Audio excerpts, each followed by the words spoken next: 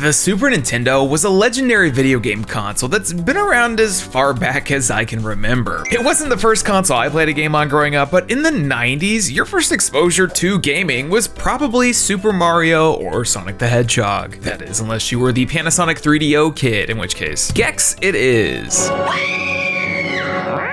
However, the Super Nintendo was much more than your Marios, Zeldas, Final Fantasies, and any combination of 25 games that have legit stood the test of time. With a grand total of over 1,700 officially released titles across all regions, that's a lot of cartridges and a ton of games that 30 years later have gone by the wayside. The SNES titans are awesome. I'll go back and play any Mega Man X, Chrono Trigger, or Super Metroid any day of the week. But nothing ever reaches the same level of communal popping off over some obscure, forgotten, and weird game you rented 25 years ago. Your Sunset Riders, Plox, or even a bit of shared trauma with stinkers like Batman Forever. Nothing builds character better than a licensed acclaimed game. Super Nintendo has a really deep library filled with awesome games that are slowly being consumed by time, space, and the ever-approaching heat death of the universe. I mean, IP rights being strewn about like a game of 52 pickup where no one wants to snatch the twisted tales of Spike McFang, but they should. So boot up your crusty yellow-faded SNES or emulator, hook up that Game Genie, and get ready for a bunch of Super Nintendo games to breach containment. Yep, I'm going to talk about X-Men again, and you can't stop me. So yo, it's Austin, and today we're finally tackling a console scene as older than retro by iPad babies, forgotten and weird vintage Super Nintendo games. Strangely, despite doing this thing for over 10 years now, I've barely touched upon the Super Nintendo. Is that because I'm more of a Sega Genesis and PlayStation 1 guy? Yeah, probably. Good or bad? Mostly bad. There's no way you can take a look at the entire Super Nintendo library without stumbling upon a bunch of obscure, forgotten rarities that don't really come up very often. Most of which I'm having to locate via the internet because there's just no way I'm gonna be paying $400 for a copy of Metal Warriors. It's just not happening. I ain't got the money, space, or patience for that kind of thing, especially when I have to worry about, like taxes, or feeding the two weird creatures in my house, or remembering a bunch of passwords. Just kidding. I got a word from today's sponsor, Keeper. I have a lot of logins and accounts to keep track of between YouTube and searching for obscure games that may be delisted nowadays, or just trying to keep up with whatever movies or games I'm playing. That sure is a lot of passwords. So using Keeper Password Manager, I can easily keep track of everything. I've been using Keeper for a good bit now, and their secure, certified, tested, and audited password security platform has been great for day-to-day usage. Keeper also works on mobile, so anytime I get logged out of something for connecting on mobile data, I don't have to sit there and type through 30 plus characters of pain. Keeper has everything sorted behind a single master password, which is all you're gonna need to remember in order to find all of your stuff tucked away nicely. That, and Keeper will immediately notify you if your credentials have been found online with Breach Watch. This level of care for stored security also extends to personal items like your passports, licenses, and other files. With over 230,000 5-star ratings across various app stores and the title of US News' Best Password Manager of 2024, Keeper is a highly regarded security and encryption system for passwords. So if you're wanting to up the ante on your privacy and want to continue to browse the World Wide Web without having to juggle password resets, click the link down in the description and head on over to keeper.io/Austin and use the code Austin50 to get 50% off any personal or family plan. That's Austin50 for 50% off today. Thanks to Keeper for the sponsor, but for now we're gonna head back in time to an era where video game consoles had no such information to keep track of. Well, besides all the Game Genie codes and level passwords scribbled down on a little cocktail napkin that your dog may or may not have eaten. When it comes to, games and gimmicks being left behind in the past, no one does it quite like Nintendo. Nintendo published a lot of video games for the Super Nintendo, some stuff you wouldn't expect either. Yeah, there's your typical picks like the Marios, Zeldas, Metroids, and everything selling a million copies. Then you've got a plethora of Japanese-only exclusives like Sute Hakun, Mario and Wario, and whatever Metal Slater glory is. Also, Ken Griffey Jr.'s Winning Run, that one's pretty good too. The biggest non-English release was definitely marvelous Mohitotsu no Takarajima though. It was this non-combat Zelda-like adventure adventure title actually spearheaded by Eiji Aonuma, and it is typically brought up as a forgotten hidden gem for the Super Famicom. But some of the biggest forgotten Nintendo gems to me are a few of the Kirby releases, specifically Dream Course and Kirby no Kira Kira Kizu. When you think of the pink puffball on the Super Nintendo, you probably think of Superstar. Who wouldn't? That game's peak Kirby. Probably still his best to this day. It was with the Super Nintendo that we started to see the little dude get spun off into just about every possible genre possible. Dream Course is a top-tier miniature golfy game where you putt Kirby into enemies and then holes. Put the blob into the hole. While it's never gotten a true follow-up, Dream Course has been ported to all sorts of virtual consoles, so it's been playable pretty much everywhere. Not so much for Kirby Kira Kira. Kira Kira Kizu is an enhanced version of Star Stacker that popped out on the Super Nintendo all the way in 1998, which is crazy because you could have been playing Half-Life or Ocarina of Time. It sure has pretty backgrounds for the SNES though. I mean, look, it's a puzzle game. You match 3 or more. This, Kirby's Avalanche, Dream Course, Dreamland 3, and the Satellaview Kirby's Toy Box are all good and not given as much respect as they deserve. You could really tell Nintendo was making Kirbo the dude they experiment with pretty much right out of the gate, and due to the sheer amount of spin-offs, it's been pretty easy to lose track of some of the bangers. Then, totally unrelated, we got Uniracers. Ever heard of this? In this era, Nintendo was working with a lot of third-party developers to publish games a bit out of their wheelhouse. They just happened to hire DMA Design, the creators of Lemmings, who would eventually become Rockstar North. They'd worked with Nintendo a few times on Body Harvest, Space Station Silicon Valley, but it all started here. Single wheel boarded, down the track, boom, double roll, fly! The concept is super simple. You're a little unicycle, you gotta race. You can flip around and twist to get points and little boosts. You know, Sonic the Hedgehog? Well, this is about that fast. It's pretty fun too. Not much to say here. You look at the screen, this is everything. Maybe not as good as Iggy's Wrecking Balls, but still. Unfortunately, Uniracers is most famous for getting the developer, DMA Design, sued by Pixar. Apparently, they thought the Uniracer unicycle looked too similar to Pixar's Red Dream unicycle, and well, the quote judge, being the moron that he was, agreed, causing Nintendo to have to stop all production of the cartridges. Whoops. Next week, doing triple flips without tossing your crumpets. Good night. And now, the gimmicks. Nintendo had a lot of those. Not quite like Sega CD, 32X, Activator, and Knuckles here, but at least those supported more than 12 games. If you owned a Super Nintendo, you might have owned a SuperScope. I don't own one because it's 2024, and who has space for that? I guess Nintendo wanted to one-up the NES Zapper, and instead of giving us another little pistola, they went, what if, bazooka, and the SuperScope was born. Taking up a Guitar Hero's worth of space, this big plastic bitch was something that you mounted on your shoulder, plugged into your console, and prayed to God you didn't yoink the thing out of the wall. Well, the SuperScope only had a handful of compatible games, 5 of which were published by Nintendo, and only 2 of those required the freaking thing. Meaning, technically, there's only 2 exclusive gimmick-required experiences. There's SuperScope 6, a collection of minigames that put your aim with this to the test. There's also Battle Clash and its sequel, Metal Combat: Falcon's Revenge. These are first-person mech action shooters where you're engaged against giant robots, theoretically the dopest thing of all time. I'm just having a hard time dealing with the fact that the fire button is on top of the gun. Battle Clash is pretty cool, at least for the first few minutes. Then suddenly you've played for half an hour, beaten the entire thing in a single attempt, and it's like, oh wow, I just spent $100. The sequel, Metal Combat, has a lot more sauce. There's more fights, more arenas, more weapons, and it's the highest reviewed SuperScope game, which is an extremely low bar to clear. Although playing this thing on a proper television is a lot of fun. It's certainly better than 10 Star.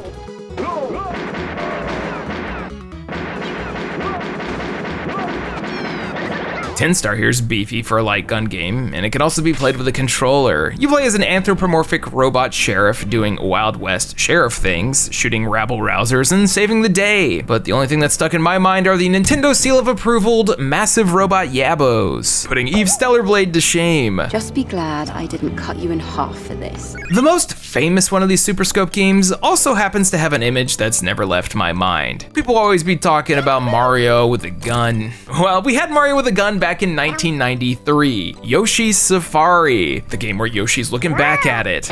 Shadow the Hedgehog, I got Mario fresh out of patience and ready to kill. I actually kind of love this one. Sure, it's incredibly easy. The runtime is less than an hour, and you're basically just going around on the same Mode 7 tracks as Yoshi runs, jumps, and whines. But there's something so uncanny valley about this existing at all, especially because it was developed by Nintendo first party, at least I think. There's no credit sequence, there's no single developer listed. This wasn't No Hotel Mario though. Nintendo said, yeah, this is fine, put this thing out there, made promotional art where Mario's aiming a gun at your face, and then proceeded to pretend like it never happened. Is this a precursor to Link's crossbow training? Maybe? But more than the quality of Yoshi's Safari, the fact that this thing existed at all is wild. Even the ending's bizarre, where you save this weird elf man who proceeds to say, "You're such a brave man," to a guy riding on a dinosaur with a bazooka while the happiest of Mario music plays. It's kind of a bop, actually. The jokes write themselves. I actually loved the SuperScope as a kid. A friend of mine had one, and around the age of, 5 or 6, it was the coolest thing that I had ever seen, especially because I go over to his house to play it, and he had a rat tail and a trampoline, which was peak fashion. It's strange to think that there are Nintendo games being left behind in the dust, but that's gonna happen with a good old-fashioned gimmick. Same deal with anything based on a movie, TV show, comic, whatever. Unless you're one of those big Disney releases, 9 out of 10 times you're gonna be left behind in the past, or these days delisted. Good or bad, mostly bad. There's no way you can look at the entire Super Nintendo library without coming across a few forgotten and obscure licensed games. Which makes double sense when it's a game based on a cartoon or movie that is also stuck in the 90s. Has anyone thought about the movie Cool World in the last 2 decades? Better yet, the video game based on it. I'm gonna say no. Which brings me to the popular, earth-shattering franchise from the 90s that stood the test of time. People are definitely still talking about Three Ninjas. What's wrong with you dudes? We're almost out of here. Sorry, Fester dude.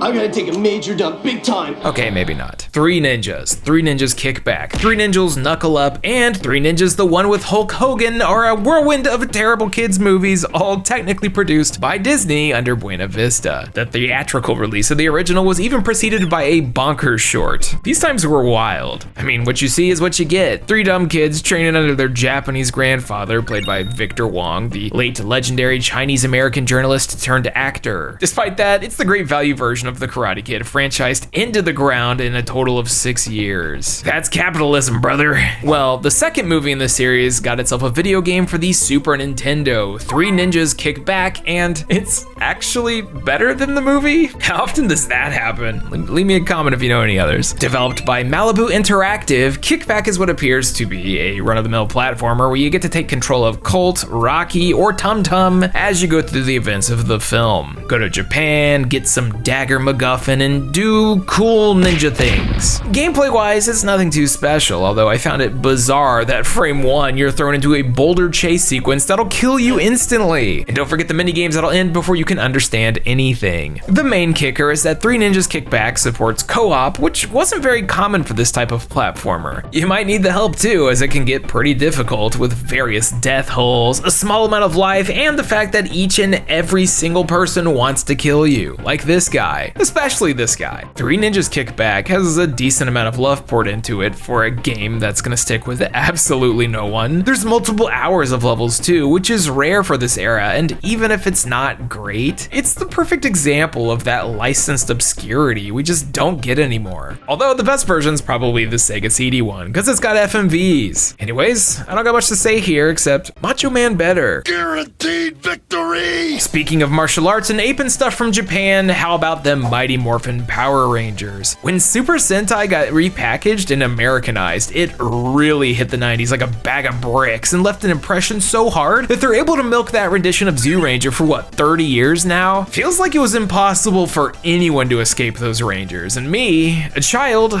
loved it. Except when I had the chance to meet them, and I made my mom wait in line for 40 minutes before getting scared and running away. What, I was 4. It was scary. Which brings us to Mighty Morphin Power Rangers the video game. But which one? Turns out there's 4 actually. There's Power Rangers Fighting Edition, a pretty simplistic fighter that go on to be the framework for Gundam Wing Endless Duel, which rules by the way. There's also Mighty Morphin Power Rangers the movie, a pretty decent beat 'em up platformer based on the Ivan Ooze flick, aka the first time my feeble brain recognized CGI. Also, this dude might be the funniest villain of all time. Smells like teenagers.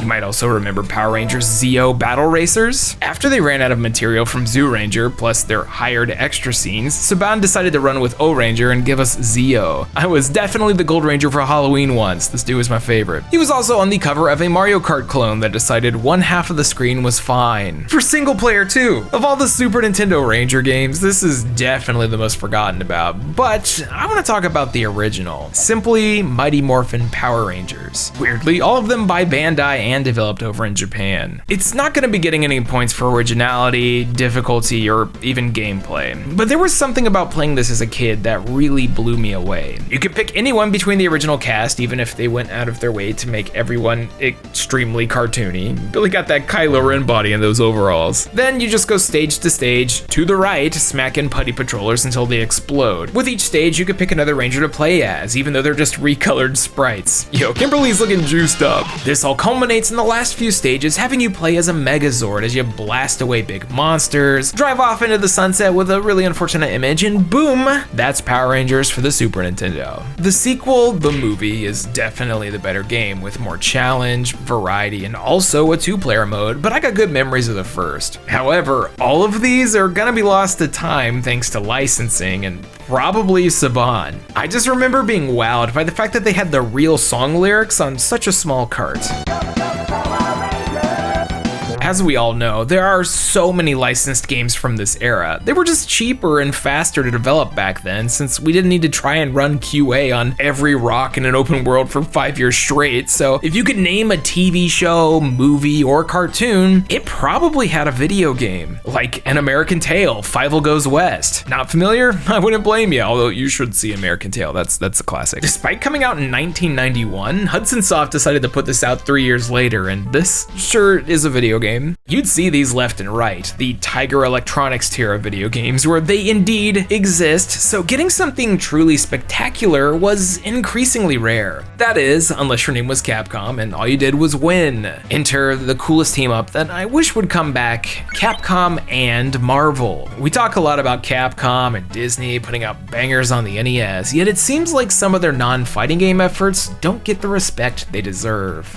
Welcome to the banger dimension, X-Men Mutant Apocalypse. I own a physical copy because I'm a freak, but also, you should play this if you haven't. It's really good. X-Men Mutant Apocalypse came out at the perfect time. It was widely considered the best X-Men video game at release, right smack dab in the middle of the original animated cartoon's bubbling popularity. By the way, if you haven't seen X-Men 97 yet, also do that as soon as possible. Easily the best thing Disney Marvel's put out in a hot minute. So, Mutant Apocalypse. If the cover wasn't enough for any X-head to understand, Apocalypse is here, and he's gonna try to do one of those to the mutants. You get to play as Cyclops, Gambit, Beast, Psylocke, and Wolverine, each of which have totally different movesets, lives, and stages. The whole thing is set up like Professor X sending y'all out on different missions to sabotage and liberate Genosha before some bad stuff goes down and more big baddies start popping up. Also, it should come as no surprise that yes, this thing is hard. Really hard. X-Men Mutant Apocalypse has that anti-video game rental toughness, and getting through the experience is gonna take hours and hours of trial, error, and enough game over screens to make a mojo blush. That learning curve is fun though. Well, mostly. Some of those hits are a bit stupid and unforgiving, but when you like the theme of something, you'll put up with just about anything. Just ask any FromSoft or Punishment platformer fan and they'll tell you, existence is pain, but I like it. Mutant Apocalypse has dope music. It's got dope visuals. The character selection's great. They all feel different. I love that Psylocke can bounce off people's heads as a mechanic. I love that Beast can walk upside down on walls. I don't like that they didn't give Wolverine his latent healing factor, the cowards, but I do like that both Cyclops and Gambit are more projectile focused. Though I'm not sure I'll ever like having a child as hard. Begone, Scott Summers. I won't be like my father. I won't abandon my son. Can't be a part of this. This is exactly the type of game it should have been, and earnestly, the better version of the title it inspired, War of the Gems. Also, if you're in the mood for some of that Capcom 90s thrash metal, it's actually got the same composer as Mega Man X and various other projects too, Setsuo Yamamoto. Mutant Apocalypse to me feels like it was lightning in the bottle for a licensed game, and is about as good as one of these could be. Absolutely being forgotten by time. I'd love to see if Marvel had the sway to work with all the retro game developers and publishers to throw together a massive collection of 80s and 90s comic book video games the same way Konami's been doing their collections lately, but considering the IP hell, dead studios, and international bureaucracy required, I'ma say no. It ain't revolutionary, but it sure does rule. One more cool licensed game, because there's so many of these I could make an entire series out of it. Well, maybe I will. But if you've never played Indiana Jones' Greatest Adventures, you're missing out. Oh, Indy. I feel like you might have a better run with video games than I expected. If you're looking at the screen and this seems familiar, you're correct. Greatest Adventures is on the same engine as Super Star Wars and its sequels. It's even got some of the same people involved. However, Greatest Adventures here was mainly developed by Factor 5, who, with the exception of Lair, rest in peace, could do no wrong. The setup is simple. It follows all three of the Indiana Jones films released up until this point as Indy, fully Harrison Ford likenessified, goes through his greatest adventures. That's Raiders of the Lost Ark, Temple of Doom, The Last Crusade, all video gamed as much as possible. If you played Super Star Wars, you already know what I'm talking about. You aren't just walking into a tomb or ruin to find a thing. You're dodging constant traps, fighting off hundreds of enemies. Everything wants Indiana Jones dead, and they're gonna do their best to do it. You start whipless at the beginning of each life and pick that and a gun up like power-ups, push crates to do platforming, get involved in crazy stunts, and of course, use the whip in order to swing from platform to platform. It's classic.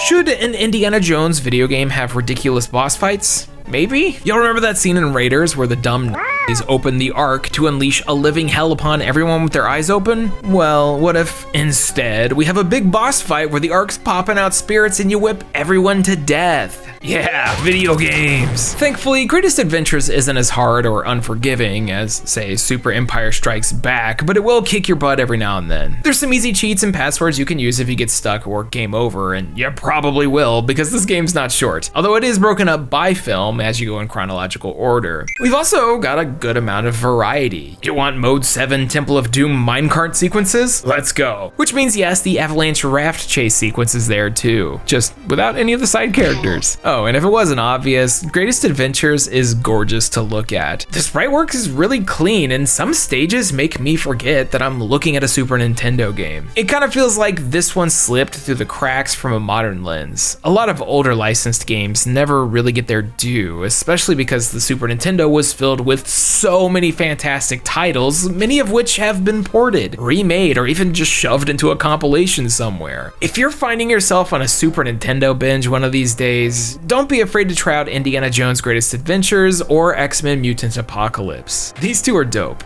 There's absolutely a stigma about licensed games being gutter trash from this generation, maybe even the nenext 2, 3 or 4 of them. Which brings us to our next section, which I'm gonna be affectionately calling, yeah, I think that's good. If you've never played Bart's Nightmare, run. Don't have a cow, man. The battle cry of a generation. Clearly, they've never played Bart's Nightmare. In a stark contrast to Indiana Jones, The Simpsons has had quite the opposite luck with video games. With the exception of like 2 or 3, depending on who you talk to, several Simpsons titles have been considered some of the worst of all time. Simpsons wrestling, skateboarding, you name it, America's second or third favorite family has been responsible for some of the crappiest the industry has to offer. So when I see people talking about Bart's Nightmare in a positive light, I'm confused. The whole thing is incredibly cryptic, controls even stiffer than it looks, and has one of the most confusing, hard to parse gameplay loops from the era. Rather than just going from level 1 to 2, Bart falls asleep while studying and he needs to find his homework in order to get a passing grade. This means walking around trying not to get hit by a bus, jumping into tiny pieces of paper, picking levels at random depending on the colors of the doors, hours and completing ridiculously hard minigames that may or may not suck ass. You'll load into these stages and have no idea what to do, and the punishment for death means you're sucked back out into the dream sleep stage and you have to find another to try again. Although you also permanently lost that one. Get hit too many times out there and it's game over with music that's haunted my dreams for well over 30 years now. Uh-oh.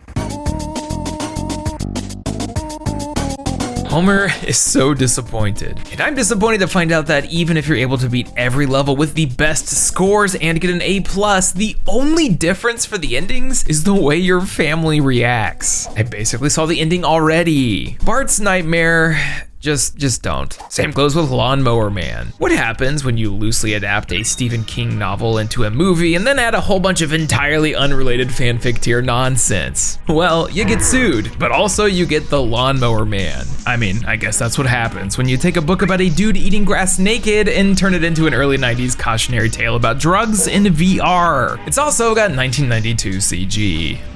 I am God here. Hey now, this was revolutionary once upon a time. To think only years later we'd get Space Jam arm stretching CG. Anyways, this solid 4 out of 10 got itself a few video games, one of which was on the Super Nintendo, and for some reason a family member gave a loose cart to me for Christmas when I was like 5, and I hated it. Imagine Contra, but bad, and with Mode 7 first person flying. The concept was initially very neat, but once I realized it was all one note and also incredibly difficult, all the fun got sucked away, and what was left was a flashy looking title with no substance. Look, even Nintendo Power couldn't muster up more than a 3 out of 5. The original IGN, 7 out of 10. Anyways, just look at the cover of the game, have yourself a nightmare or two, and never play the Lawnmower Man, especially not the Sega CD version.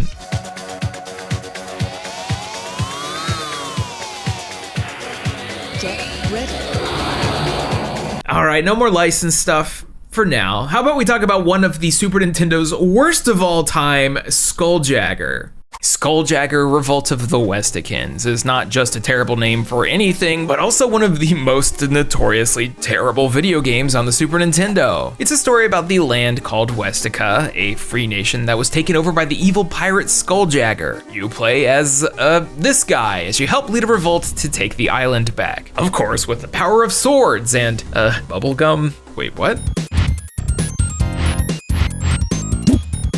Skulljagger advertised on the box that it came with a big story and clue book inside the manual, and it's pretty lengthy. It makes me think that someone had a failed cartoon pitch and decided to make it a game instead. But what they should have advertised is barely playable, will make you question your hobby. Skulljagger feels bad, it looks bad, it sounds bad. It's one of those games that's hard to explain just how rough it feels without playing it, so this one's probably forgotten for a reason. In my research, the only thing I could really find on it outside of the release itself was a magazine ad with a 24-hour free Skulljagger insult hotline. And to anyone who called this thing back in the day, I hope you're doing all right. You gotta love these 90s video game magazine ads where they just talk smack to you. Greetings, pig slime. John Romero's gonna make you his bitch. But speaking of video game hotlines you could call, anyone out there played Super Alfred Chicken? It's the hot sequel to Alfred Chicken, of course. Do you like platformers? How about chickens? No, not Mortha Chicken or Chicken Run. I'm talking about Super Alfred Chicken for the Super Nintendo. The game with a phone number you could call to hear from Alfred himself. This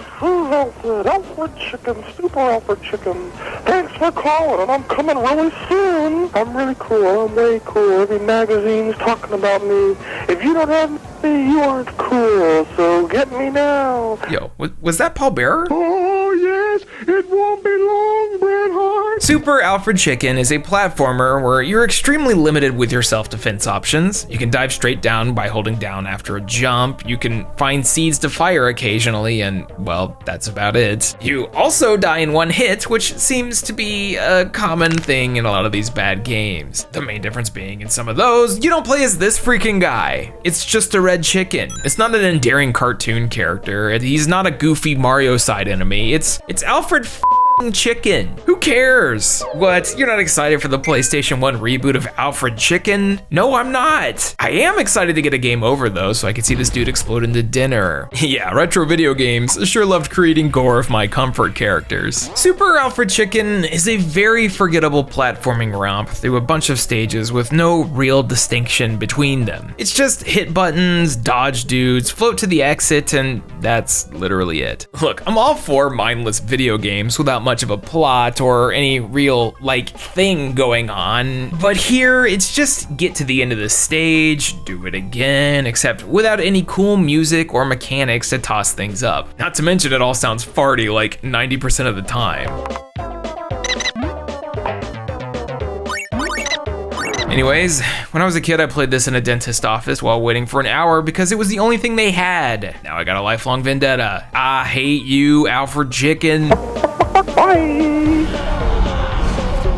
Okay, now that that's out of the way, let's move on to something a little different. The Super Nintendo had a ton of games worldwide, but of the 1,700, only 700 made it stateside. That is literally over half the console's library, basically unknown to the US region. And to that, I say, thank you, fan translators. One day, someone's gonna translate the Kino no Tabi and iShow 21 games, but that is not this day. On the other hand, I'm sure glad that Majuo King of Demons exists. Imagine, if you would, Castlevania with 80s horror art and a gun, and boom, you get one of the coolest, most misunderstood video games from the entire console. Heck, this thing was even panned in Japan, getting a rare 23 out of 40 from Famitsu, and I'm not really sure why. King of Demons is a really simple concept. You're a dude named Abel, you're a terrible father, and you lost your wife and child. Now go into hell and rescue them while also transforming into demons. I absolutely adore the way this game looks and sounds. It's like a platforming version of how I imagined the old Megami Tensei box art looked. It's tough, it's got gorgeous visuals despite the small sprites, and a nice variety of gameplay styles with different forms. Although some of the sound effects are a bit much.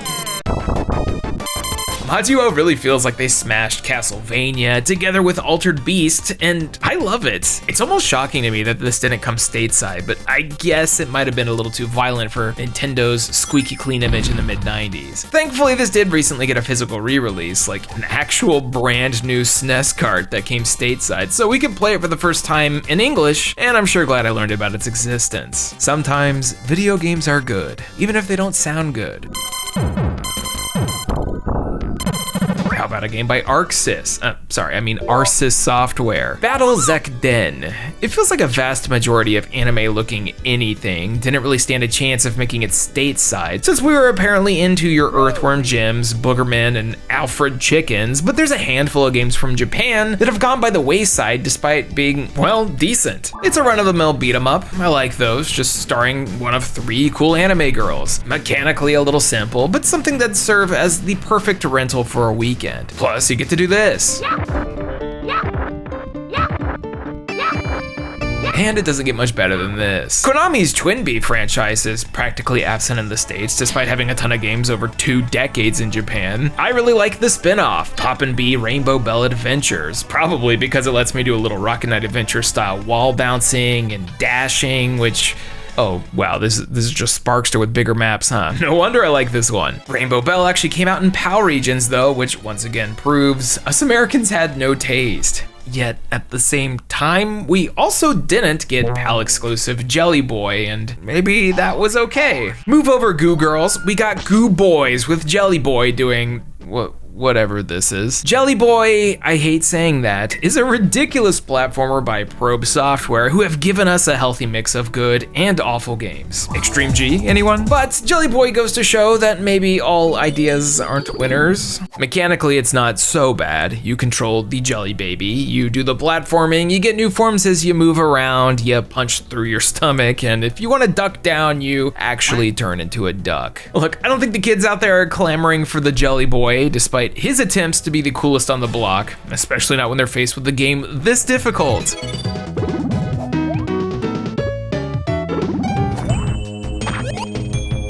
Jelly Boy, not to be confused with Super Famicom classic Jerry Boy's, got the same health system as Sonic the Hedgehog actually. You collect a bunch of music notes that compile in currency, and if you get hit, you'll lose every single one of them. Unfortunately, they're not so easy to find, and a ton of levels start with you immediately in front of death's door, so get ready to die. Don't worry about it, just write down your passwords, which are extremely long. I can see what they were trying to do here, and it's got some decent gameplay. I like the different forms you can transform into. I can always appreciate a bit of variety, but I'm not sure this was it. Seems like no one else was either, considering Jelly Boy was never heard from again. Not quite a hidden gem, but close, maybe? Perhaps if it didn't star a Sour Patch Kid, it could have gotten there.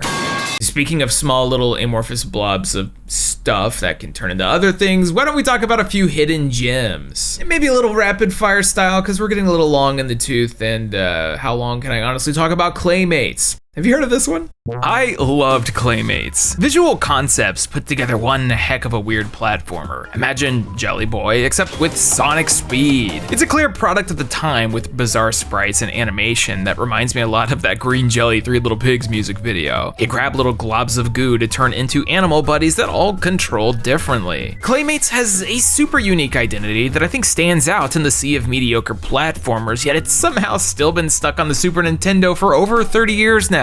Crazy to think this studio went from Clay Fighter and Mates to nothing but 2K sports games. Honestly, we got platformers for days. Arrow the Acrobat, while multi-platform, is a pretty cool one. Legend of Mystical Ninja is a beefy classic, and my first exposure to Konami's second greatest mascot character, Goemon. Seriously, if you've never played this or the Nintendo 64 game of the same name, you're missing out. Could really use a Goemon collection right about now, Konamers. How about Super Back to the Future 2? Yeah, this is a thing. Less of a platformer and more of a hoverformer, Super Future 2 has you pulling off sick jumps at high speeds in order to get anywhere. It's literally the only time I've seen a skate or hoverboard platformer, and it's pretty good. Just get ready to hear the Back to the Future theme over and over.